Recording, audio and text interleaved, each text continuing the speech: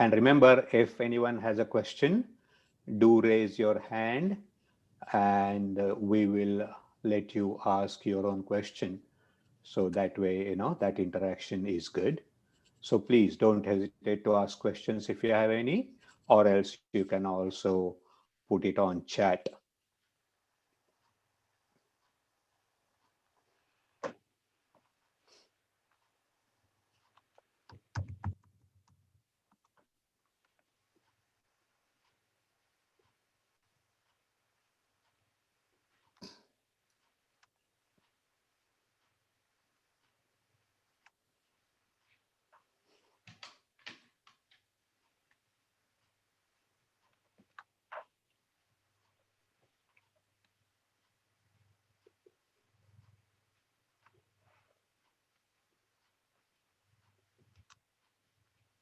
I saw Maya on the first week. Is she joining this at all, Nita? You're mute. No, okay. Yeah, you saw her in this once? I don't remember. Was it here? Maybe not. I could be mistaken. Okay. I would like them to join, but they like to just sleep in.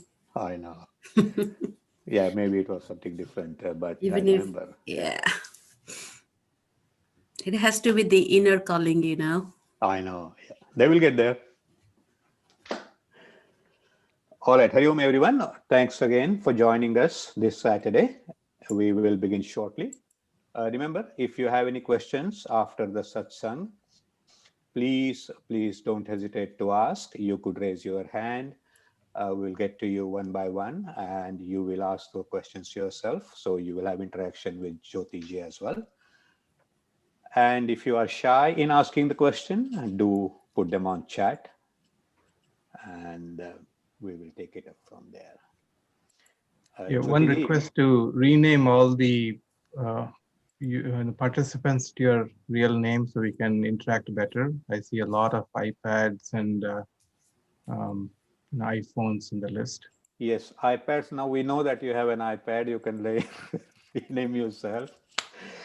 There is an Om.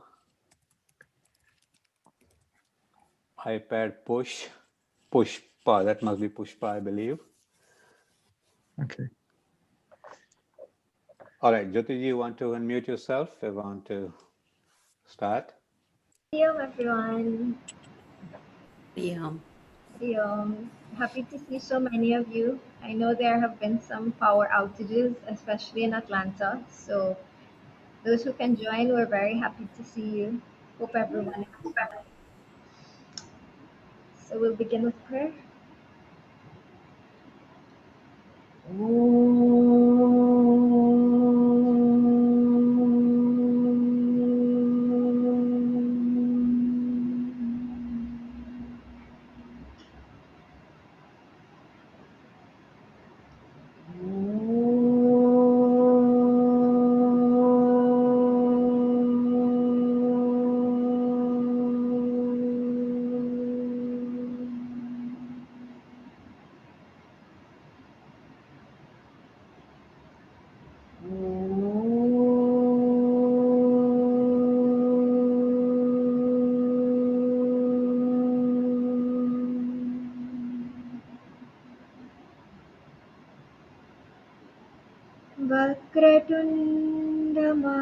वक्रतुण्डमहाकाय सूर्यकोटि समप्रभा निर्विघ्नं कुरु मे देव सर्वकार्येषु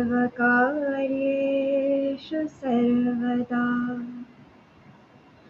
सरस्वती नमस्तुभ्यं वरदे कामरूपिणे विद्यारम्भं करिष्यामि सिद्धिर्भवतु मे सदा समस्तजनकल्याणे निरतं करुणामयं नमामि चिन्मयं देवं सद्गुरुं ब्रह्मविद्वरम् ॐ सहनाववतु सहनौ भुनक्तु सह वीर्यङ्करवावहै तेजस्विनावधीतमस्तु मा विद्विषावहै ॐ शान्ति शान्ति शान्तिः Hari Om everyone. So, we have seen thus far the power of the mind. We have seen how, in making this mind conducive, we can even make life situations conducive. And in taking charge of this mind, we can now find that sattva, that peace within ourselves, to dive into our own true potential. That potential can be found even in areas which may not be our primary role in life. But we can utilize that potential and the inspiration, dynamism created off of it to empower every other aspect of our life. And this is the journey that we've seen thus far through the first 3 chapters: our mind, our potential, and that power to empower ourselves. So there has thus far been a nice sequential flow of thought through the first 3 chapters.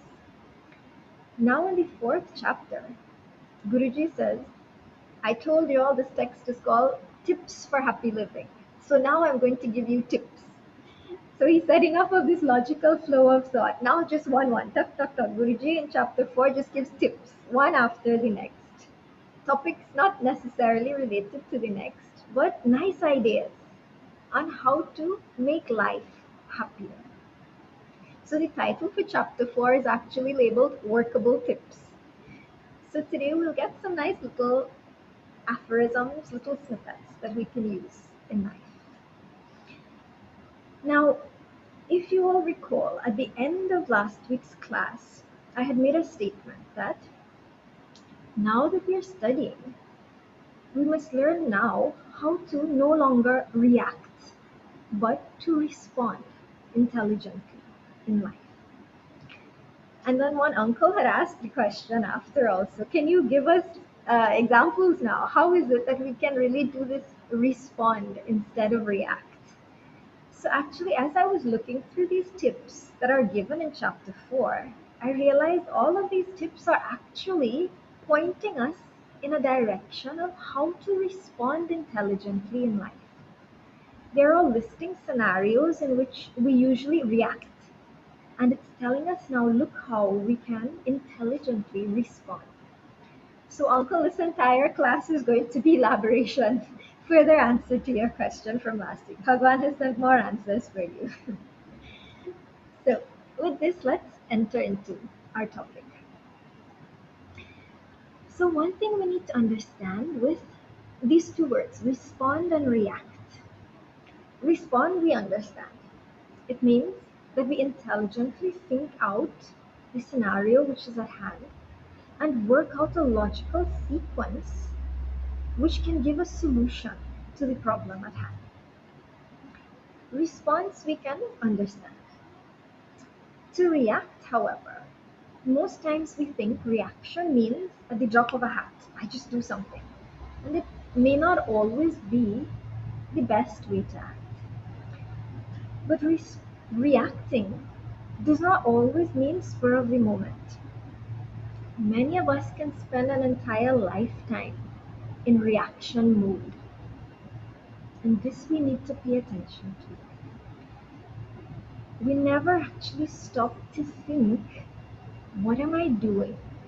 And where are these decisions going to lead me?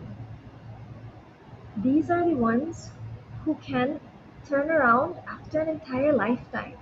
And at the age of 65, they wake up and they say, what happened?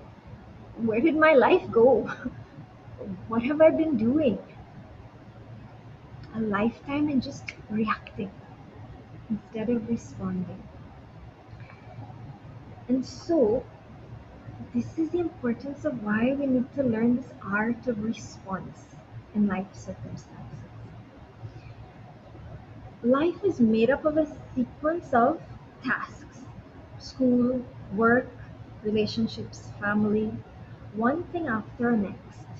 It's a sequence of tasks, achievements, deadlines, projects. And so, because of this, many times, this statement always comes. The nature of life is just one achievement after the next, one task after the next, and therefore, hard work is most important for success. Now, this is true, but does hard work mean all work and no rest? Because this is what we tend to do sometimes. And this is what the first tip given in this chapter speaks about.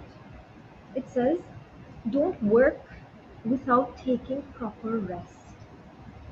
But also, do not rest either without doing any work. So there's a balance in life that we must learn. Guruji says there are two types of people in this world. There are those who work, work, work, and then crash. No rest. Task needs to be done. We have to get it completed. Just work. At the end, we'll rest. And then the second type. Let me take a little rest before I start, so I'm fresh. Let me take care of one or two other things. These will disturb me if I have to do this work. Let me finish all these other things, then start. Procrastinate, never gets done. So these are the two types. But I think most of us here who are driven enough to attend a class on a Saturday would probably fall into the first category. All work and crash. I definitely fell into this category before. Guruji is telling us, no, rest is as important as work. There needs to be a balance in life. Being a workaholic, many times, especially in the secular world, it's praised. This person was a workaholic and look how much they have achieved. But look at how much they've sacrificed also. The boss in the office seems to be the only one who loves the workaholic. The other colleagues think he is just trying to make the boss happy and he's going to make us look bad. They don't like him. Then friends have no time for them anymore. So friends go also. Your health suffers when we work, work, work, and we don't take time to take care of the body. And most of all, family suffers. Meaning, spouse is disgruntled because you're always at work. Children don't know you because you're never at home. The ones for whom we are working so hard are the ones who end up suffering the most from that work. What is the use of success in life if there is no happiness, no health, no peace, and no harmony in our relations? So this is the first tip that's given. Know how much to rest, know how much to work, and be able to keep the balance. Overtime, extra hours, night shifts, all of these things, they can have a purpose for some time, but we have to intelligently balance pros against cons. This option of night shifts especially. I remember when we were chicks, our group of chicks, Swami Prakash and Vijay had called all of us one day and spoken to us very seriously. That batch of us who were active in Chick at that time, now we're a bit over that age group, but that group of us who were there then, a bunch of doctors, engineers, process plant operators, all of us on these night shifts, many of us, half of the chicks in that group of us, a lot of night shifts we used to do. And I remember what Swami Prakashan and Ji told us. He said, you want to be grihastis, you want to live a successful family life, night shifts are okay. You do that for some time, you will gain a lot of money because they pay you well, and your family will be settled, but be able to balance it. But if you are a serious Vedantin, if you want to follow this path, not just become a brahmachari, but to live a life where I implement Vedanta into my work, into my family. I come home and study a bit. and live a life in Vedanta, then your mind needs to be operating well. And he said, if you need your mind to be optimal, stop that night shift thing. That will not do you any good. And we found it very strange, Swamiji giving us such direct advice on something. I said, you know what? When Swamiji speaks, he usually has done some research, always. When you hear some novel thought from Swamiji, some research has gone into it before. So I said, let me go and research this and see why Swamiji has this strong opinion in cautioning us about night shifts. And as I read and researched, I realized why they were paying us so much to do night shifts. See, it's not just that they're taking a few hours out of your night, they're actually sucking your youth out of you.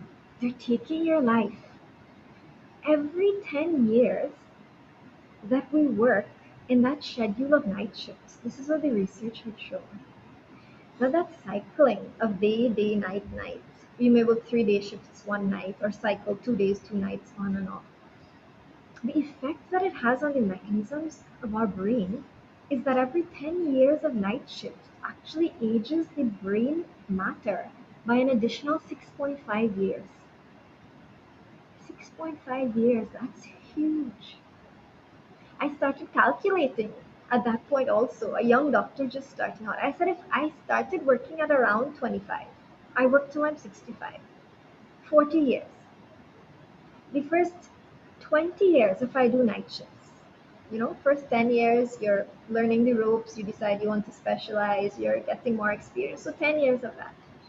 Then for 10 years, say you get married, you need the extra money to support family and so on, so I'll do some night shifts, I'll do some on-calls, make some extra money for the next 10 years, take care of family. So if for 20 out of the 40 years of your career, you've done night shifts, that's 2 times 6.5 years.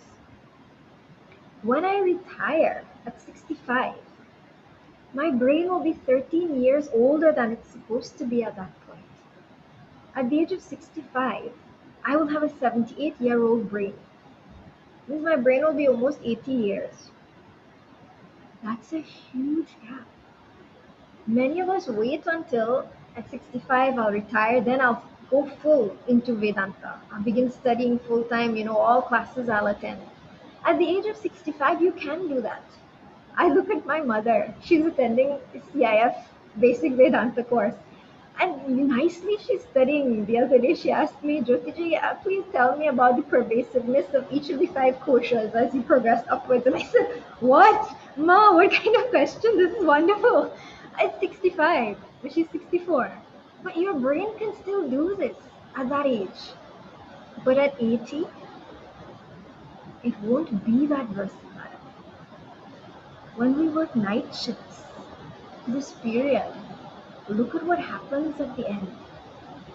We have to be careful with this mental apparatus. That ability to take rest when rest is due at night, do not neglect it. And it's not just about working night shifts, even for those of you who have children, studying at night also. Studying up to a certain hour is healthy, but 2, 3 o'clock in the morning, there's no need. What happens to the brain at that time? See, so today's tips. So we do also some scientific research into spiritual knowledge also. So I'll include both aspects. So the brain mechanism is such that when the brain rests, it has a time for it to clear itself out. Meaning, primary metabolite that the brain uses is glucose. And as it breaks down that glucose to produce energy for us to study, it also releases byproducts. As we know, every chemical reaction will release a byproduct. This byproduct is called beta amyloid. And it's this little waste gathering up in our brain.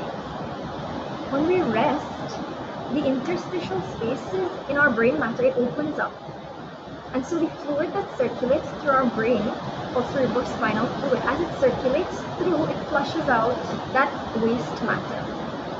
When we rest, those spaces open up to allow the fluid to go through and flush out these waste products. If we don't rest during those proper periods, brain becomes gunked up with all of this matter. And all that you study won't be able to bear its fruits because the brain itself is just engulfed in waste. Have you ever had that experience where you've sat and studied 3 hours on end? I've studied, like this topic I've covered completely. And then someone comes and asks you, so what have you been studying? Give me a summary. And you sit there like, nothing is coming. Where did it all go? It's 3 hours I've been doing this thing. But you look, the next day, when you say, let me look at this material again, everything comes back to you. And it always puzzles me, why did that happen? And this is why. After 3 hours of study, the brain is filled with this waste material. When you rest, then it gets flushed out. And the brain has consolidated that information and is able to share it easily. All of our teachers throughout high school, they told us the best thing you can do the night before an exam is get a good night's rest. You don't study all night, you rest. Why? Brain needs to be clear. That rest is equally as important as the studies that you have done. This balance we have to learn in life. Is everyone able to hear me clearly? Because the rain has Jyotiji, started. sorry to interrupt. There is a lot of background noise. Do you want to adjust your microphone? Maybe pull it a little closer to you. I There's can a lot of background noise. There's rain. The rain has started again. I think that might be the problem. Okay. Guys, I know this has been very intense, very nice. And aren't we lucky we also have a doctor talking to us? Are you all able um, to hear any? Is it a bit clearer? Okay, I'll try to speak a little louder also. yes. Okay. Okay. Thank you. So, right. Okay, the rain has settled a bit. It'll come and go. So I'll just try to speak up more when the rain is on. Okay, so we were talking about rest. So rest and work, the balance. Not resting properly, especially night shifts, it's shown it disturbs our circadian rhythm, meaning that natural process of hormonal secretions in our body that keeps the brain healthy, that keeps the body healthy. Research has shown that when we engage in prolonged periods of night shifts or night studies, it disrupts our internal system. It messes with our digestion. It contributes to diabetes, obesity, heart disease. Women tend to have a protective effect due to our female hormones, where we don't get heart attacks as often as men. This effect is damaged by these night working. We have seen an increased risk of coronary artery disease in women who use night shifts and work these type of night shifts. Your immunity is also affected by it. You get sick so much more often. See the extremely negative effects that can come off of this night working, night studying. I never knew. For a long time, I didn't realize really the importance of proper rest. And that's what's being pointed out to us in these shlokas. Plan out your work, but plan out your rest also. And now we've seen the far reaching aspects, negative aspects of this. This body and this mind will be of no use to us if we misuse, disuse, or abuse it. It should always be kept in form where peak performance can be extracted out of it. And this is only going to happen when we balance life properly. And resting doesn't only mean sleep. Resting means I'm going to just take a break from what I'm doing. I'm going to take a walk outside, look at nature, see the sky. I'm going to take a break and meditate for a minute. Research on naps, meditating, nature walks have revealed how these mental breaks, this downtime, actually increases productivity, replenishes attention, consolidates memory, and encourages creativity. So many benefits are there to resting. So, study smart, not hard. Work intelligently, not exhaustively. And how do we do this? Balance, moderation, brahmacharya. This is what brahmacharya means, a life of moderation. Brahmacharya is not just an ashrama. It's given as one of the four ashramas. You can say I'm a grihasthiya, brahmacharya is not for me. But actually brahmacharya is given in the niyamas also. Yamas and niyamas. Brahmacharya is one of the yamas. Means it's one of the characteristics that all human beings should have. Moderation. So this is our first tip on how to respond intelligently in life. When work comes, we react. We work, work, work. Get it done, get it finished, no rest. So now we know the importance of responding.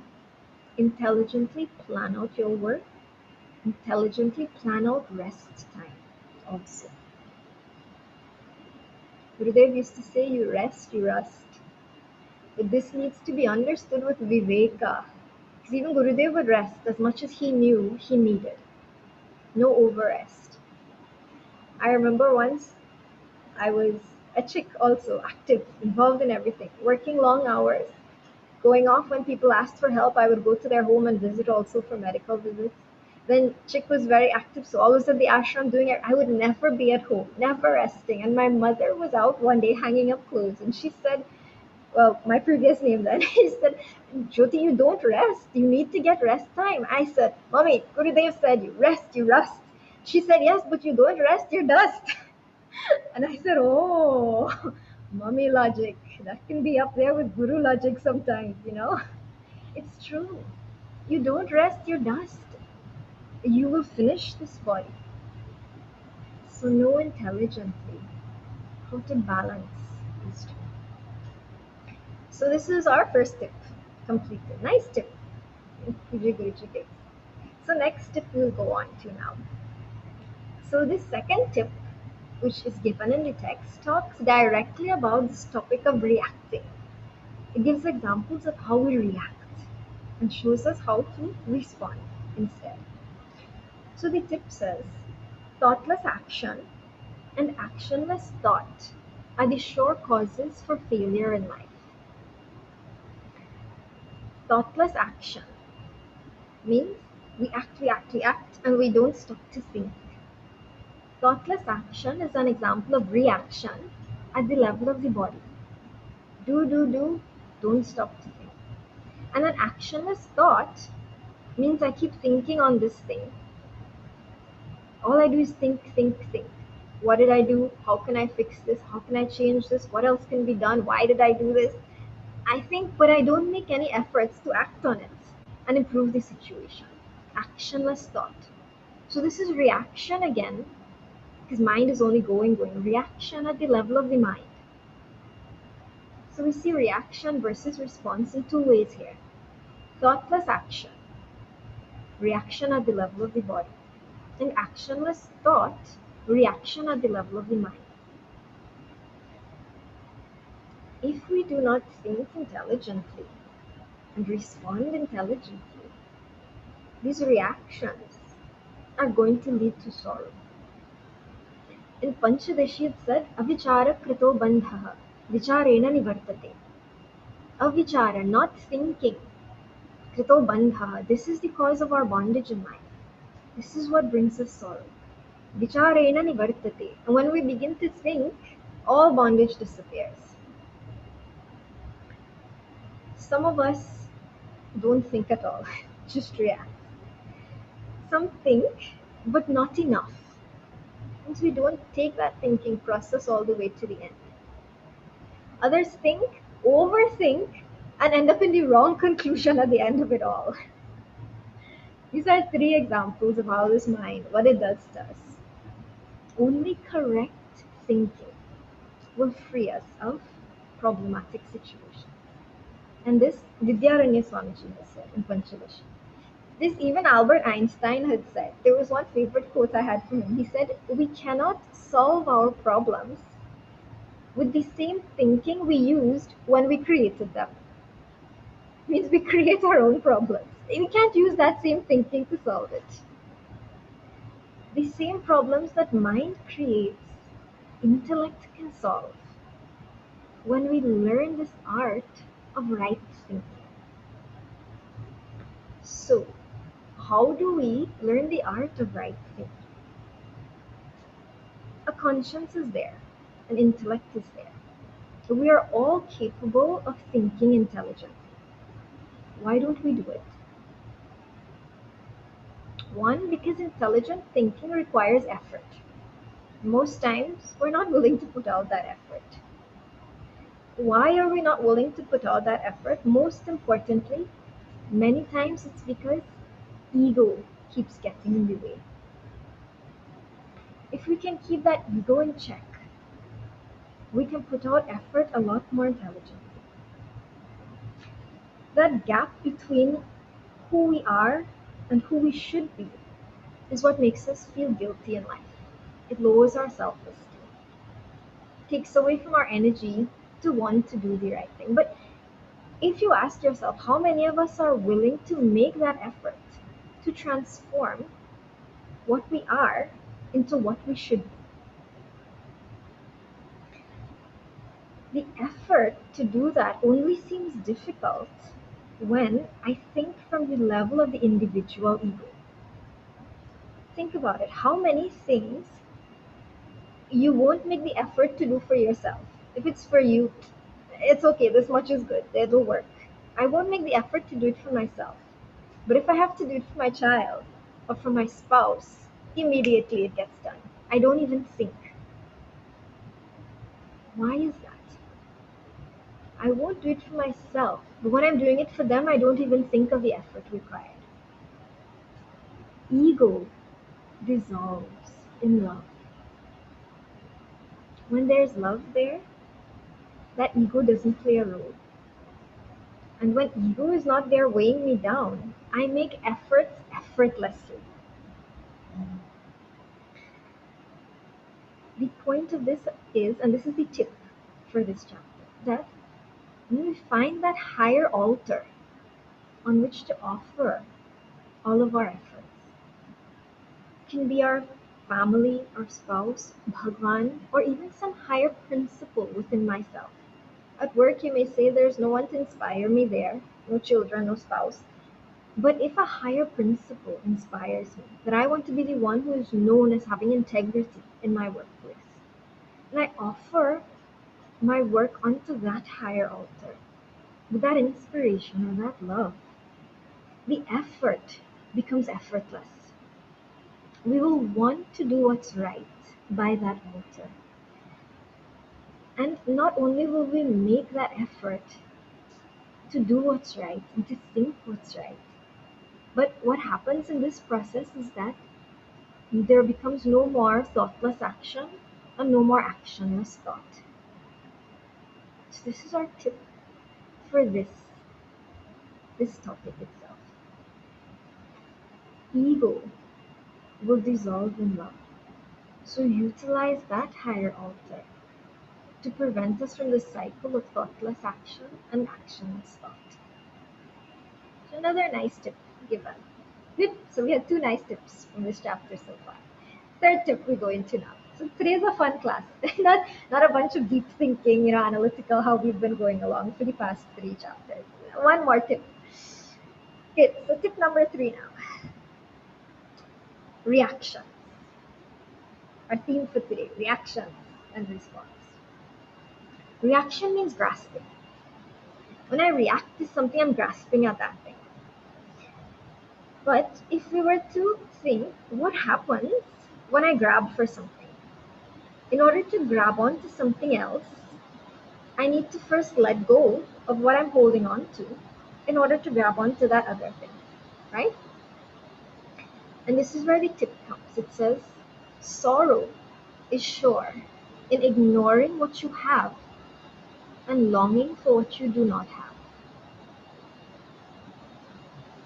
Means I let go of so many things that I should be grateful for. And I'm busy grabbing for something else. Because this thing has come, I think it's nice, I need to have that, and I react. Forget everything else that's there. It's not that we should not want more in life or try to achieve more things. But see in this sutra what's given. It's longing for other things. It's the attitude with which I want that thing. More procurements in life, nothing is wrong with that. But what is my mental transaction, my emotional state when I aim for that thing? This longing or craving is what creates the problem. When this sets in, what happens? Even though I have so many other things to be grateful for, mind becomes fixated on only that one thing now. And this we need to watch carefully, because what happens there? Chapter 2 of Bhagavad Gita, the ladder of descent. Mind falls when craving emotions come in. Dhyayato vishayan pumsaha sangasteshu upajayate. Dhyanam, I meditate on that thing. I need to have this thing in my life. Some new device, some new phone, maybe some relationship, whatever it may be. Have to have this thing. Dhyayato vishayan pumsaha. On that vishaya, I meditate on it. Then sangasteshu upajayate. When I think on that thing so much, mind becomes attached to it now. Sangat sanjayate kamaha. Once mind has attached, desire arises. I have to have it. Kamat krodho vijayate. Once that strong longing, that craving that I have to have this thing comes, mind becomes turbulent. I need to have this thing. Why is it taking so long to come? Why can't I achieve this thing already? What's coming in my way? All negative emotions, turbulence comes in. Krodat bhavati sammohaha. Then with repeated negativities, repeated agitations, anxiety, when I'm not getting this thing or able to achieve it fast enough, moha sets in, delusion. Someone is working against me in this thing. My spouse is not being supportive enough. Some forces are working against me. Bhagavan doesn't want me to have this thing. I get vexed with God also. Moha, delusion. Sammohat smriti vibhramaha. Once that moha sets in, even memory goes. Means I forget why I was aiming for this thing to begin with. It was supposed to be something to augment the happiness in my life. Instead, it has begun taking over and taking away happiness. I forgot where I was really heading. Smriti vibhramaha buddhi nashat. Once that memory goes of why I'm really doing this thing, buddhi, intelligent thinking also starts to disappear. Next step into life. Once intelligence goes, means I forget. I begin to forget what I have, how much I have to be grateful for. That I wanted these things so that it could augment all of these things that I already have. I forget the strength of my other relations. I begin to blame, I begin to get angry. Buddhi, intelligent thinking has gone. And once that logical ability in us goes, due to a certain craving, that's it. We're destroyed. Buddhi nashat pranashyati. When our attention is fixated on something which we do not have, we become discontented, unfulfilled. And depending on the degree of that craving, we can even destroy ourselves. Not only ourselves, our family, business opportunities, business deals, money can go, relations can go, the list goes on. This type of grasping behavior, craving behavior, does not benefit. And if we were to think intelligently, what actually happened? We think of nothing but that desired object. Then when we procure it, we enjoy it for some time, no doubt. But after some time, the fascination goes. It loses its value. We begin to put it aside. We start taking its presence for granted. Then little by little, we don't even know it exists. Why? Because mind is busy fixating on the next thing that it wants. This is a cycle. This is a cycle for remaining empty and unhappy. This is what we have to remind ourselves. We have to use what we have at present in order to gain what we don't have. But do it intelligently, responding, not reacting. What we do in the present will determine the direction of where we will go in future. And when we utilize the present wisely, We can procure whatever we want to for the future, no problem, but control the mindset with which we do it. We all know that famous quotation, I complained that I had no shoes until I saw a boy with no feet. And that's what happens when we go craving after things, forgetting what we already have. And that's why this tip is given. Sorrow is sure in ignoring what you have and longing for what you do not. So be content with what we have. And then on that foundation, intelligently strive for further procurements. In this way, respond to life. Don't react. No grasping. So that's our third tip. So, final tip for this chapter now, which is given. So, this final point which I'll make on responding instead of reacting is this. The main point, which can bring all the others together actually. That a robust response depends directly on a robust mind. Meaning, a strong mind is one that will not cry over spilt milk. It will accept the situation it faces. It will be alert, yet sensitive and understanding, so that it can maintain its poise regardless of the situation. That's a mind that chooses its attitude instead of being helplessly persecuted by its emotions. It chooses, okay, I want to be influenced in this situation, or I choose to remain immune to this situation. And in choosing in this way, circumstances cannot overwhelm a robust mind.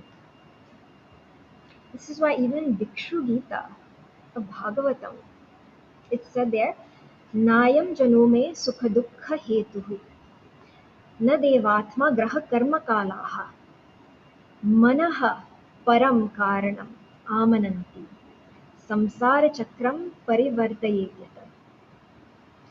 Says the realized ones say, na devatma, na graha, na karma, na kalaha, that neither people nor deities nor the planets, astrology, neither does fate or timing cause my joys and my sorrows.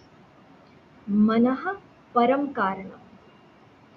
It is the mind alone due to which this world revolves, and it is that mind alone which causes all of my joys and sorrows. Our main problem in life is that we don't do what is within our grasp to do, and we ceaselessly worry about those things which are outside of our grasp. The planets, some timing, some other person's attitude. These are not within our control. What is within our control? This mind. If I can bring this mind into poise, then I don't need to worry about all of those other things. A weak mind is one that blames, complains, reacts. And so what we should do is try to make our mind strong instead of worrying about the position of the stars or the attitudes of others. So this is the final tip that's given for this chapter. Beautiful chapter. Nice little 111. 4 main tips for chapter 4. So we've seen through it. I'll just briefly recap each of the tips so we can see what we covered today. So we talked about that balance between rest and work. Equally as important are both of them, because the negative side effects that can come from not resting enough can undo all of the hard work that we've done. Then we saw thoughtless action and actionless thought, the sure sign of failure in life. The third thing we saw was not ignoring, not forgetting what we've been given. We're all so blessed. So when we're driven to go looking for more in life, which is okay, don't do that forgetting what you already have. This is the sure way that's honorable. And finally, we saw the power of the mind. Once this mind is robust, all other things will fall in place. So that's our little tips for today. A bit of a lighter class today. We got some nice tips for happy living. And so we'll close off here for today. I'll do Purnamada and then the one or two announcements. If there are those of you who have questions, you can mull over your questions now. We'll do.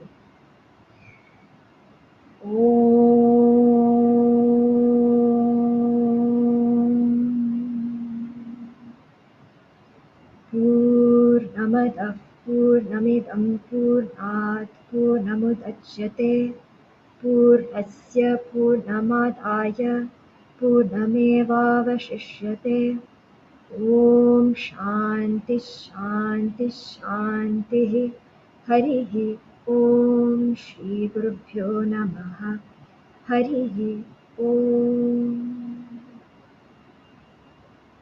Hari Om everyone. There's one important announcement I need to make before anyone goes off. So time change is going to happen as of tomorrow.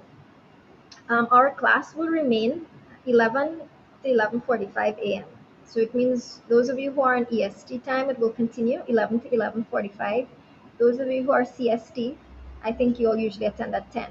So it will continue to be 10 to 10:45 for you all. Those who are from Trinidad or local areas, St. Martin and so on, we don't ascribe to time change. So it means our class will be a bit later. So class will be 12, where it usually starts at 11, it will start at 12 for us now, 12 to 12:45, just for the next few weeks. We've completed 4 chapters. This book has 7 chapters, so only 3 more chapters left. So most likely 3 more sessions about that, and we will complete the text. So a little bit of later class for some of you, just for 3 more weeks, and we'll see what happens after that. Okay, so for those in US region, time change doesn't affect. Same time, you see 11 o'clock on your clock, class is starting as usual. So, Hari Om, everyone who needs to depart, please feel free. Those who have questions, we can take questions now. You can raise Jyoti, your if I could start, Sure.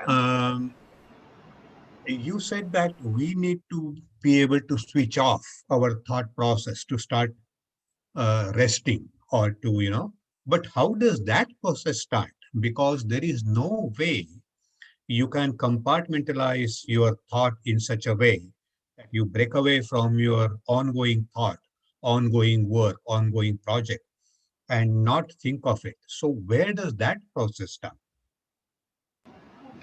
So, rest time or downtime doesn't even necessarily mean that you have to completely forget what you're doing. What happens when we're studying or we're at our desk or we're working is that mind is absolutely focused on this task at hand. And there's a certain baseline level of stress that comes with that, a certain baseline focus, concentration that needs to be there. Even if you go out in nature and you take a walk and you mull over what it is you were doing at work, mind is still in a more relaxed environment. You'll notice your thought processes are different. So sometimes I do that. I'm studying, I'm sitting, I'm making notes, what for next class. And then I say, I need some fresh air. When I go out, just the change of atmosphere itself, the brain itself, it acknowledges a different atmosphere. And immediately when I see nature, things that make me happy, I secrete those happy hormones in my brain. And so mind itself starts to produce different types of brain waves, starts processing in a different way, and it becomes more creative out there. So even if you're mulling over your work, it will still happen in a healthier mind or a mind that's in a more relaxed mode. So just changing your atmosphere itself will help in that way. Another point on this is what we can do to actively switch off that process, which is what Uncle is asking about also. In Naishkarmya Siddhi, in that commentary, it talks about the nature of mind versus action. And it talks about mind being something called kramadrik. Kramadrik, krama means sequence, drik, the seer. So mind sees in sequence. Atma is akramadrik. Atma can see everything all at once, complete awareness, consciousness. This nature of the mind of being kramadrik means that it can actually only focus on one thing at a time. We may think we're multitasking, This is the greatest illusion that we have. No one multitasks, and every mother will debate this because they say, "No, you don't know what I do. I multitask." What we do is we do many things in very rapid sequence, but that's not multitasking. Brain is not capable of doing two things at once. It just cannot. Means two focused things where my attention is being paid. So we utilize this capacity of the mind to switch off. Meaning, if I actively cannot switch off and I want to, because I want to leave work and take a walk, actively turn your mind's attention to something and fixate it there. Look at the sky and then actually bring up some intelligent thought process on the sky and its blueness and why is it blue. It's something. Change your mind. And as mind begins, you actively make the effort to put it in that direction. Mind is very easy to trick. It will continue going in that direction. It never wants to stop actually. So you put it on the right track, it'll keep going. And as I distract myself with that other thing, then work and so on will begin to fall away. The strength of the distraction is what I'll have to work on. It means that if work is really overpowering me, I'll have to find a very, very strong distraction to get mine off, to switch off. So, like I've seen with so many in this age group also, sometimes if the distraction is not too big, if the thing that I want to put out of my mind is not too big, then a walk can work. If I really need to switch my mind off, then maybe I might need to go online and watch some video, some inspiring video, some talk of Gurudev. If even mine needs to be switched off further and I need a very strong distraction, I've heard grandchildren are a very good distraction. They take your mind completely off of everything. I have seen how older ones get absorbed in their grandchildren. So depending on the degree of what I need to forget, I absorb my mind in something of an equally strong degree to get my mind off of it. But try as much as possible, make it something more sattvic, so that mind can also start to create those type of brain waves, more positive hormones to be secreted. So there's an active switch off in that way, and there's the passive switch off, which naturally happens when we go out or try to go to sleep. Also. So I hope that helps, Uncle. Thank you so much. Thank you. Any other questions? Ramesh Uncle has a question. Ramesh Uncle, you can unmute. Oh, okay. You can hear me? Yes, Uncle. Hari Yeah. Om. Hari Om. Just you said, that ego dissolves love, love dissolves ego. So which type of love is that? Like a prem or mohabbat or respect? Which type of love? So, beautiful question. So there is definitely that gradation that we see in love. That absolute love means the love that we have for Atma, our true identity, that many of us would not be able to connect with yet. But the examples that I gave were that was worldly love. Oh, For okay. my child, I'll do this thing. For my spouse, I'll do it, even though I may not do it for myself. The point is anything that raises your mind to a higher altar. When I do things for others, I'm acting selflessly. That alone is one aspect. When we talk about the absolute, that absolute love, there's no gradation. But in worldly love, there's gradation. What we do is we try to use a higher altar of worldly love because that is what will drive us. At this transactional level, we have to be practical. It's the worldly circumstances that will drive us. So if we want tips for transactional life, we will need to use the worldly aspect of love. So that means love for those that I have relationships with, family, friends, children, those kinds of things. So that love, which can invoke something higher in me, like that comes with children or someone that I'm dedicated to in life. We can even utilize that type of love to go higher. So that's what I was referring to here. Not that absolute, because then it would seem a bit unreachable and impractical. It can be a tip for happy living if I'm miserable trying to get there. So use whatever pure form of love, gradational, transactional love that's available, and use it to climb higher. That's all.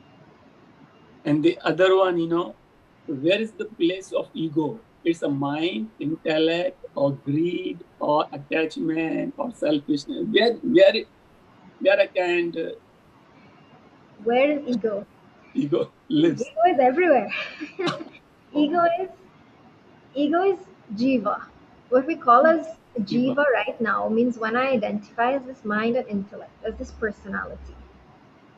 Ego itself is just that sense of individuality, that I am one person, separate from everyone and everything else around me. And so, in dissolving that ego, I'm trying to dissolve my sense of individuality into a totality. It doesn't have to be absolute totality itself, it can be just out from myself, my family itself. Try to dissolve myself in that and go further into the community. And as this love grows, it will grow to encompass more and more around us until it can eventually expand. This is Chitta Vishalata, that expansivity of mind that comes in the stepwise process towards the absolute love. One aspect. So, in this way, that ego itself, which is just my sense of individuality, we try to dissolve out. And as you know, ego is like one drop of dye. You put it in a drop of water, the whole thing will turn blue. But you put it into a glass of water, and it will just become light blue. You put that same blue droplet into a bucket of water, you won't even know that there was any dye there. So this is ego and how it should be dissolved out. Using love to dissolve it into the wider family, the wider community, and the wider world itself. Thank you. Any other Go ahead, questions? Neeta. You want to unmute yourself? I think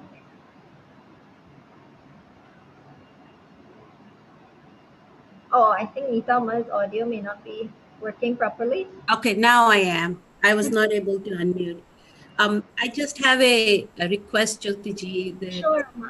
for the number one, if you can spend some time in Simaji's class, because I have two of them in her class, and I just felt like, everything you said, I could identify. So Huh. I think it'll really help all of the kids in that class, but I'm just being a little selfish because I have two of them. Um, Sure. but the Ama's, Ama's two kids are in my Bihar class with the mama, for those who don't know.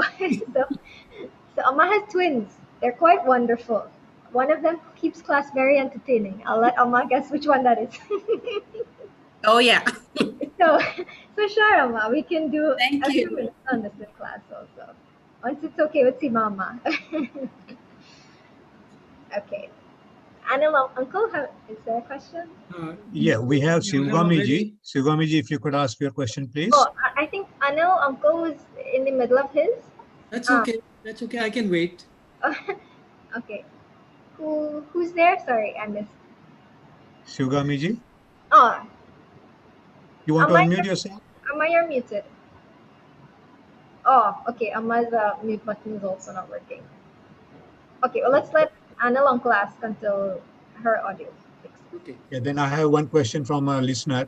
We'll read it out later. Yeah. Okay, sure. Yes, uncle, please go. Okay. Jyoti ji, I have a very oddball, unique question. Okay. How do you take a break from a lot of good things that are happening? For example, specifically, say if you're on a spiritual path, you know, to whatever level. So every day you are immersed in 3, 4 Zoom sessions and 5 of this, Saturday, Sunday. So do you need to let your mind rest and deviate from that path occasionally or more often to avoid a burnout from a good thing? Okay, very good question. So the first answer to that question is, if it's the ultimate truth that you're seeking and it's the highest knowledge, there's no burnout. Our aim in life is to have that knowledge 24/7. Someone had asked Puja Gurudev, how often should I meditate? How long? For what period of time should I meditate in the day? His answer was 24 hours. Continuously, you live in meditation. So, if this knowledge, you're able to keep your mind in that 24 hours, Gurudev said this is the ideal way to live. There's no burnout. There is another statement that Gurudev made, which I gave in one previous class. He said if I were working, I were studying, and I were giving all of these lectures, I would be exhausted. But with Lord Narayana doing all the work, why should I be tired? Means if tiredness is coming, Narayana is not acting through you. I haven't given up that ego. So if burnout is coming, it's a sign that this knowledge needs to be transformed more into me. Because when the knowledge is expressing from the higher place, there's no tiredness, there's no need to take a break from it. You revel in it actually. And in little ways, we've all experienced this, some of us in bigger ways. I remember even during my profession, I would get so tired. I wouldn't want to hear anything medical. But now, when I'm studying and I'm preparing for classes, and I finish prepare one class, I can go straight on and prepare for another class. If I feel like my brain feels a little tired, then I go and I chant or I can meditate. Means constantly I'm in this knowledge in one form or another. I may change the form, that's okay. But for what, 16, 18 hours, I can be in this knowledge non-stop. Because this knowledge doesn't exhaust you. If you're engaging it with the right mindset, it rejuvenates you every time, actually. So, but there's another aspect to this also. Means human mind will not be able to stay in that state all the time. So if mind does need the point where it needs to take a break, then that's okay. But that's why the process of Shravanam, Mananam, Nididhyasanam is given. Then maybe mind might get tired doing Shravanam, so then I sit and I do some Mananam. If mind is tired and Shravanam and Mananam, then sit and close your eyes. Do Nididhyasana. Empty your mind of everything. Shravanam and Mananam is continually engaging the mind. Nididhyasanam is aimed at emptying the mind. Maybe that's why the Rishis said that you could live in this knowledge because you don't have to constantly be bringing it to mind and getting exhausted about it. They left the third option for emptying the mind and resting. Nididhyasana means stop thinking, just be.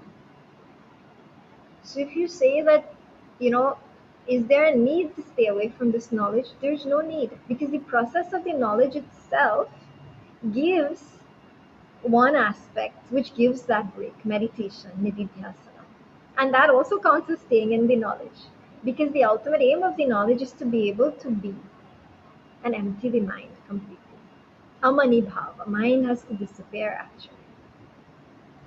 So I hope this answers your question, Uncle.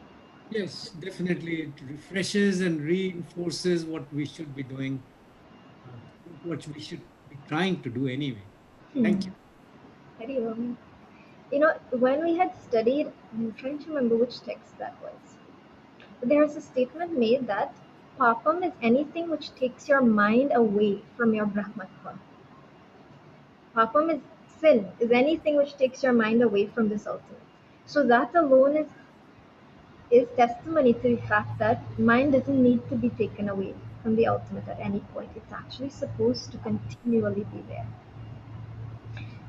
So, Uncle, you said there was one more question. Shivagami, are you Yeah, able to? Hariom Jyoti ji. Hari I have a question. So last week you said, I think that's what I heard. When obstacles come, we go low, but our response should take us high, and we should tap into our sattvic ahankara. Are you referring to like Viveka Vairagya, or the study of scriptures which we have done? Those should come in to help us solve, or is that what, or is there more to it? So yes, Amma, that understanding itself. Sattvika Hankara is that sadhaka within all of us. That's what should come out in front when difficult situations come. When we stay identified with the lower ego, then we'll respond on weak emotions. When we connect to the higher ego, the sattvic ego, the sadhaka in us comes out, the sevaka who wants to work for the good of the Lord, for the best result in the situation, and for that which will be paramahita, for the welfare of all involved in the situation. And only when we see ourselves as a sadhaka of Bhagavan, or as the higher ego attempting to live my best life, then I will react in that way that will be in tandem with what is best for all involved. So that sadhaka hankara in us, that one that wants to live what's best. That one needs to take the forefront. And that tends to be the sadhana chatushtaya sampanna adhikari. The one who is endowed with viveka, vairagya, shatka sampatti and moksha. So correct understanding, Amma. Very nice. Thank you, Jyoti. Agree on. Okay, so 12:04, so we're a little bit over time. I don't think there's any more questions. Yes, we had one Lataji wanting to ask a question, but I guess she has gone off. Probably Oh, we'll ask next week. okay, sure. Okay, so we'll close here. And we'll see everyone next week. Remember, next week, same time for those in the US, for those in Caribbean who are logging in 1 hour later, 12 o'clock. Yeah? Are you still on for tomorrow's session on Sunday? Sunday, Upanishad Ganga session? Yes. Yes. Upanishad Ganga will be, so tomorrow time change will happen. Yeah, so that will be 1 to 1:45 your time. My time, it will be 1 hour later. So hope to see everyone my first session of Upanishad Ganga tomorrow also. So please feel free to join. Same link, the same link that you're using, 1 to 1:45 p.m. EST.